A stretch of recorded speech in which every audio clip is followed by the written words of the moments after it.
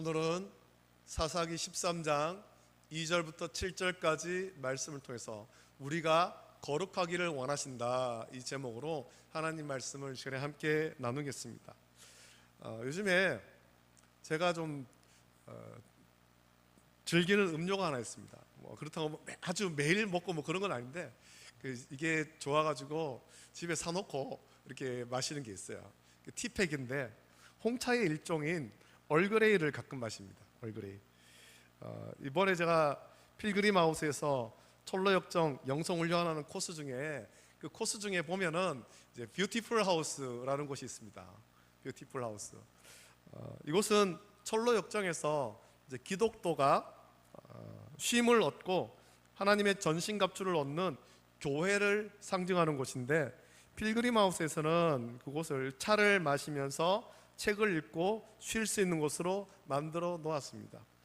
그래서 그곳에 갔더니 철로역정 코스 훈련 받기 전에 같이 돌기 전에 먼저 시간을 내어서 그곳에 가서 차를 한 잔 마시면서 거기 있는 책을 읽는데, 그곳에 제가 좋아하는 이 차에 관한 책이 있어서 한번 읽어보았습니다. 19세기 초 영국과 네덜란드가 강력한 함대를 동원해서 동양과 무역을 시작했는데, 제일 먼저 일본과 무역하면서 동양인이 차를 참 기품 있게 마시는 모습을 보았죠. 그러면서 그들은 생각한 겁니다. 동양인들이 장수하는 비결이 뭘까? 저것 때문에 장수하는 것보다 동양인들이 차를 마시는데 저것이 장수의 원인인 것 같다, 그렇게 여겨서 이제 차를 수입하기 시작했습니다. 우리도 좀 차를 마시자. 처음에는 이게 일본에서 시작됐지만 곧 중국과 인도에서 대량으로 차를 수입하기 시작했습니다. 처음에는 녹차만 수입했죠. 여러분 녹차 마셔보셨잖아요. 녹차 어떻습니까? 녹차는 떫은 맛이 있잖아요. 떫은 맛. 처음에는 녹차만 수입했지만 곧 지나서 얼마 지나지 않아서 이제 얼그레이나 실론티 같이 다양한 차가 수입되기 시작했죠. 그리고 차와 함께 수입된 것이 있는데 도자기가 수입된 거예요. 도자기. 이 도자기가 수입되고 발전하기 시작했습니다. 영국에서도 자기들 스스로 도자기를 만들기 시작했고, 중국에서 도자기를 수입하게 됐습니다. 동양의 많은 도자기가 유럽으로 흘러 들어갔습니다. 그 중에서는 동양에서 수출을 위해 만든 것도 있지만, 동양이 이제 점차 서양의 식민지가 되고 동양에 있던 그런 왕국이 무너지면서 멸망하면서, 특히 중국이죠, 청나라가 멸망했습니다. 그러면서 동양의 귀족 왕실에서 사용하던 그런 아름다운 도자기들이 영국으로, 유럽으로 많이 흘러 들어갔습니다. 지난 2019년 9월 3일 영국의 잉글랜드 남동부 하트퍼셔의 한 중고품 시장에서 1파운드, 우리 돈으로 치면 한 1,500원 정도 됩니다. 1,500원에 어느 꽃병이 팔렸습니다. 꽃병. 그 꽃병은 모양이 아름답고 색깔도 참 화려했습니다. 노란색도 있고 빨간색도 있고 화려했죠. 신원이 공개되지 않은 꽃병의 주인은 평소에 이 골동품에 별로 조예가 없었어요. 도자기에 조예가 없었죠. 그가 그것을 산 이유는 모양이 이뻐가지고 저기다 꽃을 꽂아두면 참 예쁘겠다.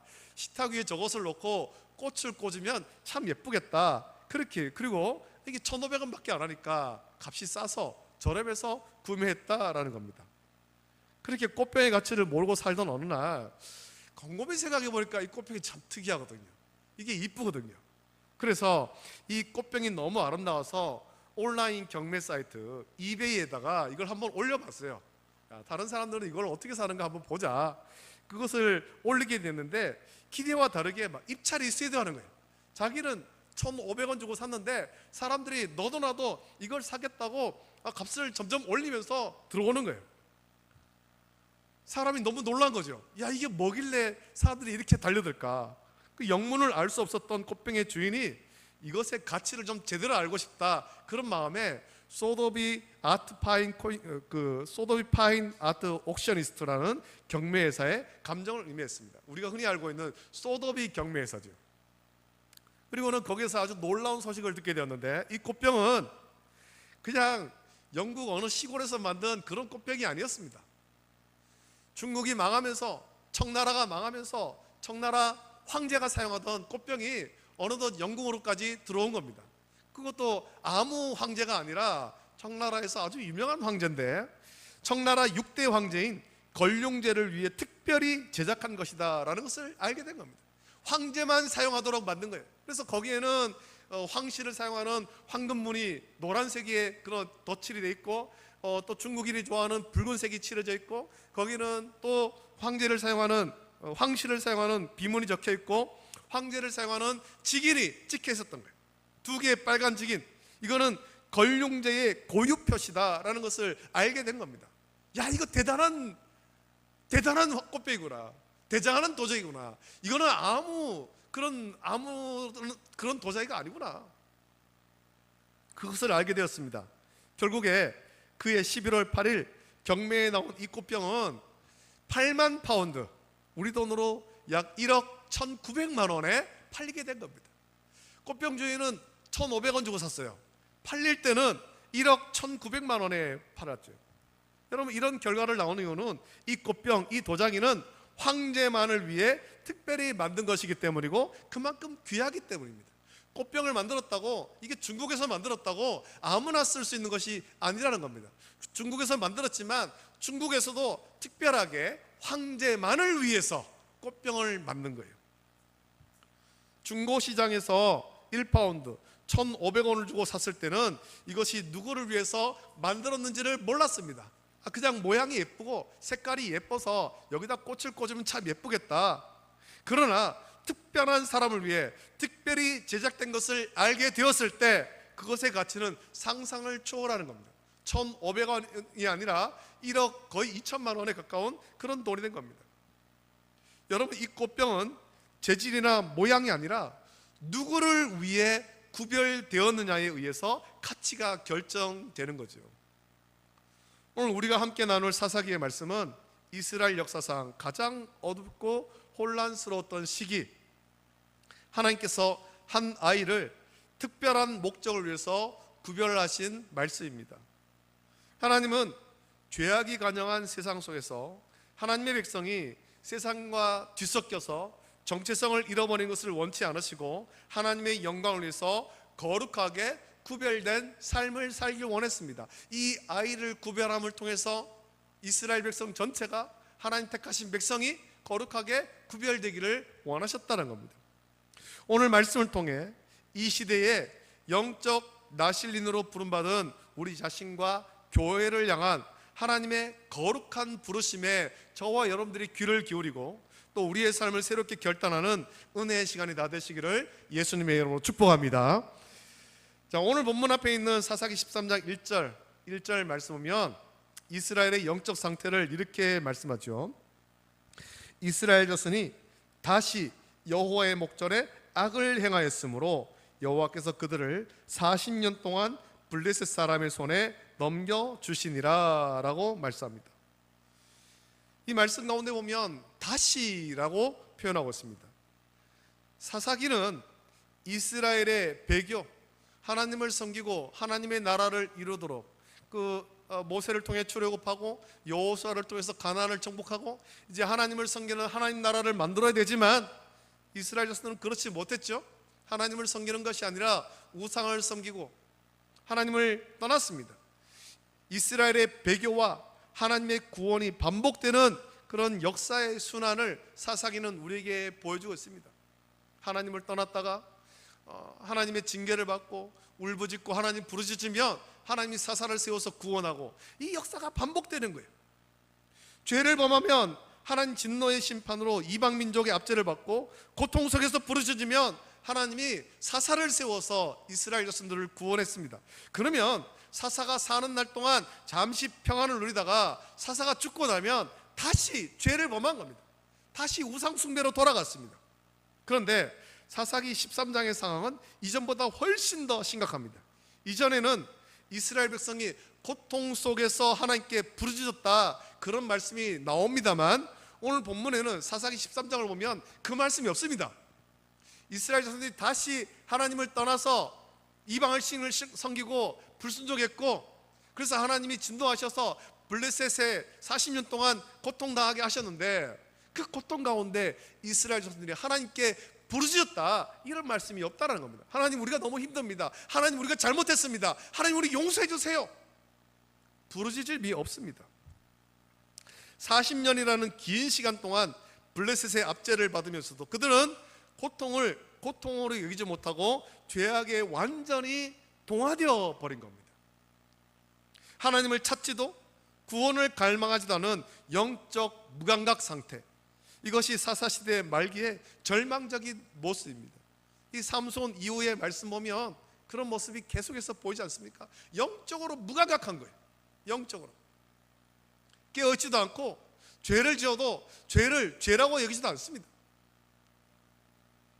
마치 소돔과 고모라처럼 죄악이 일상이 되어버린 시대, 하나님의 백성이라는 거룩한 정체성을 완전히 잃어버린 겁니다. 상실해버린 거예요. 이것은 오늘 우리가 사는 이 시대의 모습과 너무나도 닮아 있습니다. 세상의 가치관이 교회 안에 깊숙이 들어와서 무엇이 죄인지도 모른 채 세속적인 성공과 쾌락을 쫓는 모습이 우리 가운데도 만연하다는 겁니다. 거룩한 구별됨은 사라지고 세상과 교회의 경계선이 점차 희미해져 가고 있습니다. 이러한 영적 어둠 속에서 하나님, 과연 하나님 백성을 포기하셨겠습니까? 놀랍게도 하나님은 이스라엘의 부르짖음이 없었음에도 먼저 찾아오셔서 구원의 역사를 시작하십니다. 하나님이 친히 시작하시는 거예요. 이것이 하나님의 주권적인 은혜죠. 우리의 자격이나 노력과 상관없이 전적으로 하나님의 신실하신 언약과 사랑의 기초에서 하나님께서 구원의 은혜를 베푸시는 겁니다. 이스라엘에게 구원의 은혜를 베푸시고 오늘 저와 여러분에게 구원의 은혜를 베푸시는 거예요. 무엇 때문에? 우리를 향한 하나님의 사랑 때문에, 우리를 향한 하나님의 언약 때문에. 오늘 말씀 보면 하나님은 마노아라는 사람의 아내, 아이를 낳지 못한 한 여인에게 여호와의 사자를 보냅니다. 구약에서 여호와의 사자는 종종 성육신전의 예수 그리스도, 즉 성자 하나님의 현현으로 해석되죠. 하나님께서 직접 가장 절망적인 상황에 있는 한 가정을 찾아오셔서 구원의 계획을 알리신 것입니다. 아이를 낳지 못하는 여인을 통해서 생명을 잉태하게 하는 것은 인간의 모든 가능성이 끊어진 곳에서 일하시는 하나님의 전능하심과 주권적인 은혜를 가장 선명하게 보여주는 것입니다. 아이를 낳지 못하는 거예요. 인간의 소망이 끊어졌습니다. 근데 그곳에 하나님께서 찾아오셔서 역사하시는 거예요. 구원의 일을 이루시는 겁니다. 하나님께서 주시는 구원의 약속은 단순히 한 아이의 출생에 그치지 않습니다. 아이를 낳지 못해서 소망 없던 마노아의 가정에 내가 너희 가정에 아이를 주겠다, 내년에 이때쯤에 아이를 낳게 하겠다, 그것으로 그치는 것이 아니죠. 그 아이는 태어날 때부터 특별한 존재, 즉 나실린으로 구별되어야 했습니다. 아이를 낳을 텐데 그 아이는 나실린으로 구별된 아이다라는 겁니다. 5절 말씀 보면, 보라, 내가 임신하여 아들을 낳으리니 그의 머리 위에 삭도를 내지 말라. 이 아이는 태에서 나옴으로부터 하나님께 바쳐진 나실인이 됨이라. 그가 블레셋 사람의 손에서 이스라엘을 구원하기 시작하리라 하시니 라고 말씀합니다. 여기서 우리는 이 거룩과 나실인의 의미를 좀 깊이 묵상해야 됩니다. 오늘 말씀 가운데 이것을 묵상해야 되죠. 이 거룩이라는 히브리어의 본래 의미는 분리하다, 구별하다, 그런 뜻이 있습니다. 단순히 도덕적으로 깨끗하다, 그런 의미를 넘어서 세상의 평범한 것들로부터 분리되어서 오직 하나님께 속한 특별한 존재가 되는 것을 의미합니다.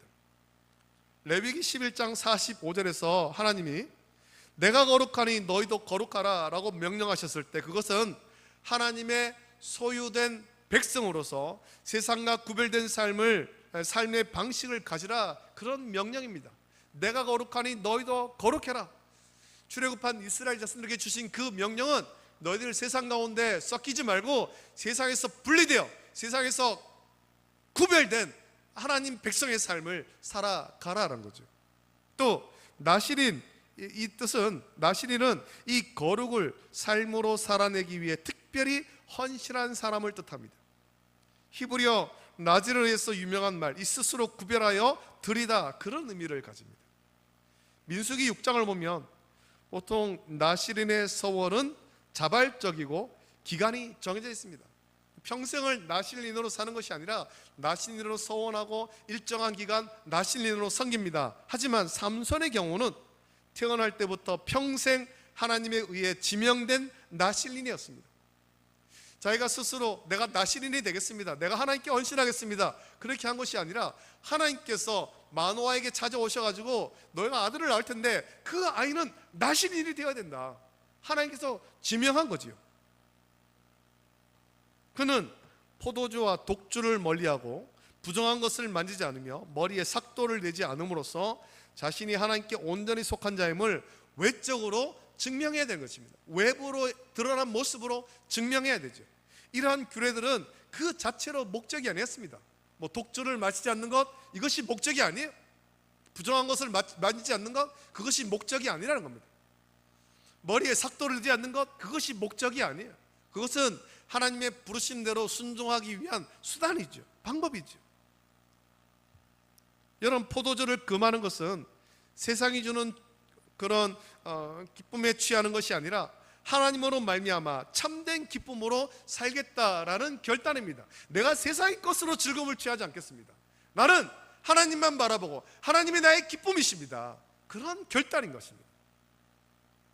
또 부정한 것을 만지지 않는 것, 시체를 멀리하는 것은 세상의 죽음과 부패의 권세로부터 자기를 지켜 생명의 근원 되시는 하나님께 속하겠다라는 다짐입니다. 머리카락을 자르지 않는 것, 머리에 삭도를 내지 않는 것은 자신의 힘과 영광을 의지하지 않고 모든 것이 하나님에게서 왔음을 인정하는 순종의 표시입니다. 결국 하나님께서 삼손을 나실인으로 부르신 것은 죄악으로 가득한 세상 속에서 하나님께 속한 사람의 삶은 어떠해야 하는가 하는 것을 보여주는 살아있는 모델이 되기를 원하신 것입니다. 삼손을 나실인으로 지명해서 태어나게 하시고 삼손의 구별된 삶을 통하고 삼손이 그렇게 사사로서 이스라엘을 구원함을 통해서 하나님께 속한 사람의 삶은 이러해야 된다라는 것을 삼손을 통해 이스라엘 자손, 그 시대의 이스라엘 자손들에게 보여주기를 원했고 깨닫기를 원하신 것입니다. 그의 구별된 삶 자체가 어두운 시대에 보내는 하나님의 메시지인 거죠. 그냥 블레셋 40년 동안 압제하는 블레셋에서 구원하기 위해서 삼손을 보낸 것 아닙니다. 하나님의 메시지가 있습니다. 여러분, 삼손의 이야기는 단순히 과거의 역사 기록이 아닙니다. 옛날에 삼손이라는 사람이 있었어, 이런 옛날 이야기가 아니라는 거죠. 이것은 오늘을 살아가는 저와 여러분, 그리고 이 땅의 모든 교회를 향한 하나님의 강력한 요청이고 부르심인 것입니다. 베드로전서 1장 16절은 레위기의 말씀을 다시 한번 인용하며 우리에게 명령합니다. 기록하였으되 내가 거룩하니 너희도 거룩할지어다. 여러분, 이 거룩하라는 명령은 구약에서만 유효한 것 아니고 신약에서도 지금도 저와 여러분에게 유효한 하나님의 명령입니다. 우리는 예수 그리스도의 십자가 보혈로 말미암아서 거룩하게 구별된 하나님의 백성, 즉 영적 나실린으로 부름받았습니다. 저와 여러분들이 영적 나실린으로 부름받았습니다. 우리는 더 이상 세상의 가치관과 죄의 법 아래 사는 사람이 아니라 하나님의 통치와 생명의 성령의 법 아래 사는 새로운 피조물이 되었습니다. 자, 그렇다면 우리는 어떻게 영적 나실인의 삶을 살아갈 수가 있겠습니까? 하나님께서 우리를 그렇게 부르셨는데, 예수 그리스도의 보혈로 우리를 정결하게 씻어서 영적 나실인으로 불렀는데 우리를 어떻게 그런 삶을 살 수 있느냐는 거죠. 나실인의 규례에 포도주와 독주를 금한 그 규례를 묵상하면서 우리는 세상의 즐거움에 취하는 것이 아니라, 세상이 주는 그런 즐거움에 취하는 것이 아니라 하나님 주시는 기쁨으로 살아가야 될 것입니다. 하나님을 바라보고 하나님을 소망하며 하나님 주시는 그 기쁨을 소망하며 살아가는 겁니다. 물론 그 가운데 하나님께서는 우리에게 세상에서도 즐거움을 누리게 해 주실 것입니다. 그러나 우리는 세상의 즐거움의 목적이 아니라 하나님 주시는 그 즐거움을 소망해야 하는 것입니다. 세상은 끊임없이 더 자극적이고 더 쾌락적인 것을 추구하라고 우리를 유혹합니다. 물질적인 풍요, 세상의 명예, 육체의 정력이 주는 순간적인 기쁨에 취해 살라라고 우리에게 유혹합니다. 그러나 영적 나실린으로 부름받은 우리는 세상이 주는 헛된 기쁨을 거절하고 오직 하나님과의 깊은 교제 속에서 말씀을 묵상하고 기도하는 가운데 부어지는 하나님의 참된 기쁨과 평안을 누려야 할 것입니다. 여러분의 기쁨의 근원은 어디에 있습니까? 지난 한 주간 살면서 여러분 무엇으로 기뻐했습니까? 우리가 이 말씀을 묵상하면서 이제 결단해야 되는 것입니다. 이제 우리의 삶 속에 우리가 추구해야 될 기쁨, 세상이 주는 그런 기쁨이 아니라 하나님을 바라보고 하나님 주시는 기쁨을 소망하고 그 기쁨 가운데 하나님께서 또한 이 땅 가운데서도 저와 여러분에게 기쁨을 주실 것을, 평안 주실 것을 소망하는 저와 여러분 되시기를 예수님의 이름으로 축복합니다. 또 우리는 세상의 부패와 죽음의 문화로부터 자기를 지켜서 순결한 믿음을 지켜야 됩니다. 우리가 사는 이 시대는 음란과 폭력, 거짓과 탐욕이라는 죽음의 문화가 너무나도 가득합니다. 미디어를 통해서, 인터넷을 통해서 죄악된 가치관이 끊임없이 우리의 눈과 귀와 마음을 더럽히는 거예요. 영적 나시리는 이러한 세상의 풍조를 분별하고 단호히 거절하는 사람이 되어야 됩니다. 데살로니가전서 5장 22절 보면 악은 모든 모양이라도 버리라고 했습니다. 우리의 마음과 생각을 지켜서 하나님의 거룩하심을 닮아가야 되는 겁니다. 우리의 삶의 자리가 세상의 부패를 막는 소금이 되고 어둠을 밝히는 빛이 되어야 되죠. 그리고 우리는 모든 삶의 주권과 영광을 온전히 하나님께 드려야 할 것입니다. 나시린이 이 머리에 삭도를 대지 않으므로 자기의 힘이 하나님께로부터 왔음을 고백했듯이 우리 또한 우리의 재능, 시간, 물질, 생명 그 모든 것이 하나님의 것임을 인정하며 살아야 됩니다. 하나님의 주권, 하나님 통치를 인정해야 됩니다. 내 인생은 나의 것이라고 외치는 세상 속에서 나의 모든 것은 주님의 것입니다. 내가 누린 이 모든 것 주님께서 나에게 주신 것입니다 고백하면서 하나님 뜻에 온전히 복종하는 삶, 그것이 영적 나실린의 삶이에요. 하나님께서 나에게 이것을 주셨습니다. 내가 하나님을 위해 살길 원합니다. 하나님의 나라와 그 영광 위에 살길 원합니다. 결단해야 되는 겁니다. 여러분, 삼손은 나실린으로 부름받았습니다. 그러나 삼손은 자기의 힘이 하나님께로부터 왔음을 알았지만 그 힘의 근원이 자르지 않은 머리카락에 있다라고 오해했죠. 그래서 사사기 16장 17절 보면 들릴라가 유혹하잖아요. 그때 삼손이 말합니다. 삼손이 진심을 드러내어 그에게 이르되 내 머리 위에는 삭도를 대지 아니하였나니 이는 내가 모태에서부터 하나님의 나시린이 되었음이라. 만일 내 머리가 밀리면 내 힘이 내게서 떠나고 나는 약해져서 다른 사람과 같으리라 하니라 라고 말합니다. 이 말씀 보면 삼손은 자기의 힘의 근원이 하나님이 자기와 함께합니다 그렇게 생각하지 않고 모태에서부터 태어나면서부터 밀지 않은 머리카락이 있다라고 지금 오해하고 있는 거예요. 착각하고 있죠. 그러나 20절 사사기 16장 20절 보면 들릴라가 삼손의 머리카락을 밀고 난 다음에 이렇게 얘기하잖아요. 잠자고 있는 삼손에게 들릴라가 이르되 삼손이여 블레셋 사람이 당신에게 들이닥쳤느니라 하니 삼손이 잠을 깨며 이르기를 내가 전과 같이 나가서 몸을 떨치리라 하였으나 그 다음에 말씀이 참 중요합니다. 여호와께서 이미 자기를 떠나신 줄을 깨닫지 못하였더라 라고 말씀합니다. 하나님이 떠나신 거예요. 삼손을 떠났습니다. 왜 떠났습니까? 머리카락을 밀어서 떠난 건 아닙니다. 나실린으로 부름받았지만, 나실린으로 지명되었지만, 나실린으로 온전하게 살지 않았을 때 하나님이 삼손을 떠난 거잖아요. 그때 삼손은 모든 힘을 잃어버린 거예요. 삼손이 나실린으로서 머리카락을 자르지 않은 것은 외부로 구별되는 모습을 통해서 자기를 성결하게 하며 하나님과 동행하는 겁니다. 20절에 기록된 말씀처럼 머리카락을 잘라서 삼손이 힘을 잃은 것이 아니라 하나님이 나실린으로 거룩하게 구별된 삶을 살지 못하는 삼손을 떠나셨기 때문에 삼손은 그의 힘을 다 잃어버렸죠. 사사시대의 가장 깊은 어둠 속에서 하나님은 한 명의 나실린을 준비시켜 구원의 역사를 시작하셨습니다. 지금 우리는 주님의 다시 오심이 임박한 마지막 때를 살아가고 있습니다. 이 시대는 영적으로 사사시대와 같이 암울합니다. 어둡습니다. 혼란합니다. 이런 때에 하나님은 저와 여러분 그리고 우리 교회를 이 시대를 위한 영적 나신인으로 지명하고 부르셨습니다. 우리가 영적 나신인으로 힘있는 삶을 살려면 하나님 말씀대로 자기를 거룩하게 구별하고 하나님 말씀에 복종하며 하나님의 함께 하심을 누릴 때 우리는 힘있는 삶을 살 수 있는 거예요. 하나님이 우리와 함께 하셔서 하나님의 능력으로 힘있게 사는 겁니다. 영적으로 승리할 수 있는 거예요.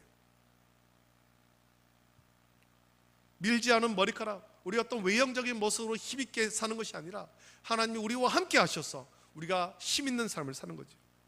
세상과 타협하지 않은 거룩한 구별됨으로 하나님 뜻에 온전히 복종하는 순결한 믿음으로 이 어두운 시대를 이기고 하나님 나라를 위해서 충성스럽게 쓰임받는 저와 여러분 되시기를 원합니다. 그래서 우리 각자의 삶과 우리 교회가 이 시대에 어둠을 밝히는 거룩한 빛이 되어서 다시 오실 예수님을 예비하는 신실한 증인으로 살아가는 우리 모든 성도가 되시기를 예수님의 이름으로 축복합니다. 아멘. 이제 우리 함께 이 찬양 같이 부르고 기도하길 원합니다. 하나님께서 삼손을 나신인으로 지명하셨듯이 오늘 이 시대에 저와 여러분들을 영적 나신인으로 우리를 지명하시고 우리를 부르셨습니다. 우리가 나신인으로 살아갈 수 있는 방법은 다른 건 아닙니다. 주님과 함께하는 것입니다. 주님과 동행하는 것입니다. 우리가 찬양 같이 부르기 원합니다. 주의 손에 나의 손을 포개고 우리의 육체의 삶을 다 죽이고 주님과 온전히 동행하겠습니다. 주님, 내가 영적 나신으로 온전히 살 수 있도록 은혜 주시옵소서. 같이 기도하기를 원합니다. 함께 찬양합니다.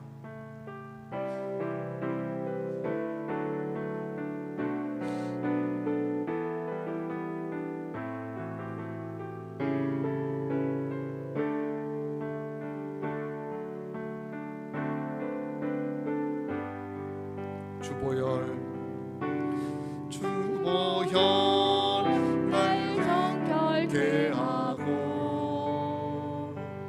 주보혈 날 자유케 하니 주 앞에 나 예배하는 이 시간 나의 모든 것을 주께 드리네.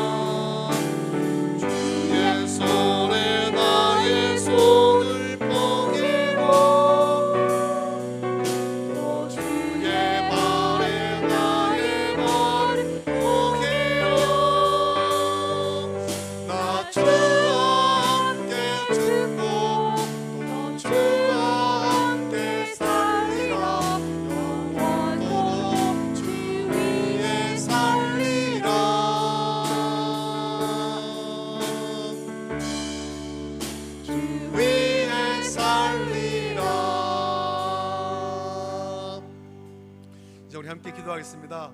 우리가 말씀을 기억하시면서 같이 기도하기를 원합니다.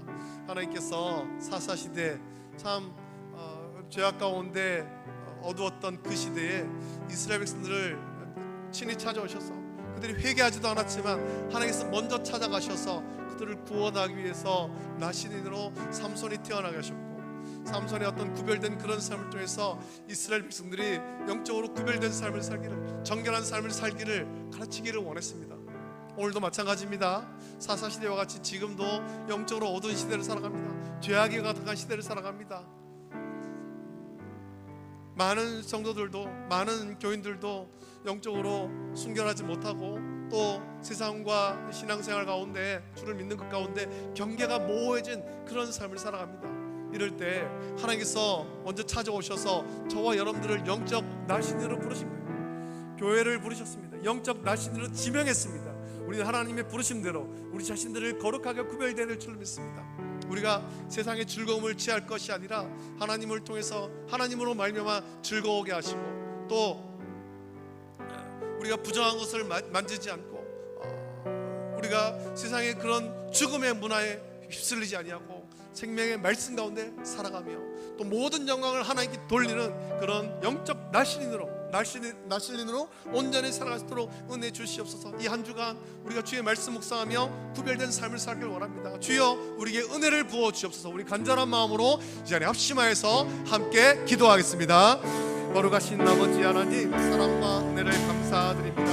아버지 하나님, 우리가 사사기의 말씀을 통하여서 하나님께서 이 시대에 우리가 영적 나신으로 거룩하고 구별된 삶을 살기를 원하심을 묵상했습니다. 아버지 하나님, 사사시대 영적으로 오는 그 시대, 아버지 하나님, 그들이 부르지도 않고 죄악 가운데 물들며 살아가는 그때였지만 그러나 하나님께서 삼손을 부르시고 아버지 하나님 지명하여 태어나게 하시고 나신으로 지명하셨고, 아버지 하나님 삼손의 삶을 통해서 이스라엘 성들이 영적으로 구별된 삶을, 아버지 하나님 정결한 삶을 살기 원했습니다. 오늘도 마찬가지입니다.